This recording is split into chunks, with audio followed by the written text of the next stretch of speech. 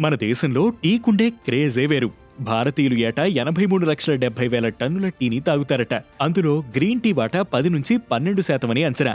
Green tea వల్ల మీ జీర్ణక్రియ మెరుగవుతుంది, స్కిన్ హెల్త్ ఇంప్రూవ్ అవుతుంది, బ్లడ్ షుగర్ కంట్రోల్లో ఉంటుంది, వెయిట్ లాస్ కు కూడా సహాయపడుతుంది. ఇలా చాలా బెనిఫిట్స్ ఉన్నాయి. కట్ చేస్తే ఈ గ్రీన్ టీ వల్ల hair loss, fatty acids, glucose కు కారణమయ్యే బయోటిన్ తగ్గడం, ఊపిరి తీసుకోవడంలో సమస్య, లివర్ టాక్సిసిటీ వంటి సైడ్ ఎఫెక్ట్స్ కూడా ఉన్నాయి. ఎస్, గ్రీన్ టీ మన ఒంటికి పడితే ఎంత బెనిఫిటో, పడకపోతే కూడా అంతే ఎఫెక్ట్ చూపించే ఛాన్స్ ఉంటుంది. కెమీలియా సినెన్సిస్ అనే మొక్క తాలూకు ఆకులు, మొగ్గలతో గ్రీన్ టీ తయారు చేస్తారు. ఇందులో ఉండే ఈజీసీజీ, 70 కేడీఏ ప్రోటీన్లు కొందరిలో ఎలర్జిటిక్ రియాక్షన్లకు కారణమవుతున్నాయి. ఇది కొందరిలో స్కిన్ పై ఎఫెక్ట్ చూపిస్తుంది.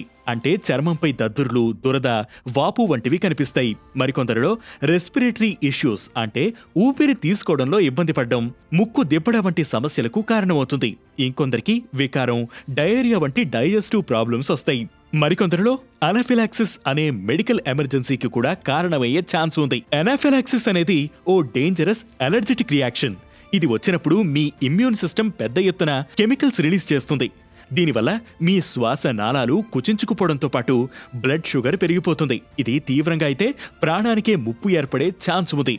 కాలుష్యం, జెనెటిక్స్ వల్ల కూడా గ్రీన్ టీ అంటే పడకపోవచ్చు. గ్రీన్ టీ వల్ల అలర్జిటిక్ రియాక్షన్స్ వస్తే వెంటనే వైద్యులను సంప్రదించడం మంచిదని వైద్య నిపుణులు సూచిస్తున్నారు. గ్రీన్ టీ కొనే ముందు ప్యాకింగ్, లేబుల్స్ చెక్ చేసుకోవాలి. గ్రీన్ టీకు ఆల్టర్నేటివ్స్ వాడాలని అనుకుంటే నిపుణులను సంప్రదించి వాడటం మంచిదని చెబుతున్నారు. అలాగే అలర్జీ టెస్ట్ చేయించుకోవాలని అంటున్నారు.